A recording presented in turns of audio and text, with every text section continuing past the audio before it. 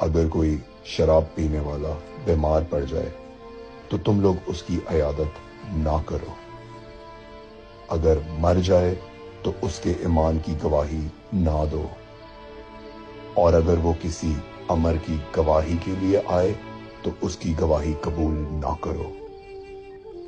اگر وہ تم لوگوں کے ہاں شادی کا پیغام لائے تو اس کے ساتھ اپنی لڑکی کا رشتہ نہ کرو۔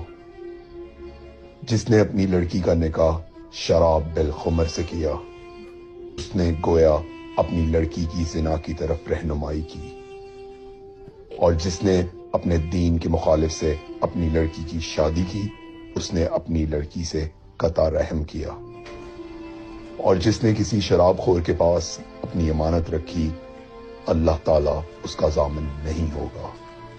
امام جعفر صادق علیہ السلام۔